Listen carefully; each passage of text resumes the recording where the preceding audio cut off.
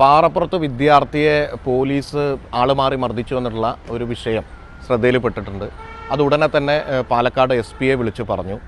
SP ആ കാര്യം പരിശോധിക്കുകയും DYSP-യെ അന്വേഷണത്തിന് ചുമതലപ്പെടുത്തുകയും ചെയ്തിട്ടുണ്ട്. ബന്ധപ്പെട്ട പോലീസുകാരൻ ഒരു വ്യക്തിയാണ്, മുഴുവൻ പോലീസുകാരല്ല. ഒരു വ്യക്തി ഒരു വാഹനം നേരത്തെ ഒരു വാഹനം നിർത്താതെ പോയപ്പോൾ അതിൻ്റെ പിറകെ പോയി ചേസ് ചെയ്തു. ആ വാഹനം മറ്റൊരു വീട്ടിൽ പാർക്ക് ചെയ്തിരുന്നു.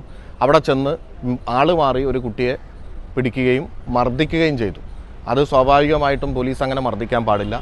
മാത്രമല്ല ഇത് വളരെ ഗുരുതരമായിട്ടുള്ളൊരു പ്രശ്നം തന്നെയാണ്. അപ്പോൾ അത് ബന്ധപ്പെട്ട ആളുകളുടെ ശ്രദ്ധയിൽപ്പെടുത്തുകയും അടിയന്തരമായി നടപടിയെടുക്കണമെന്ന് ആവശ്യപ്പെടുകയും ചെയ്തിട്ടുണ്ട്.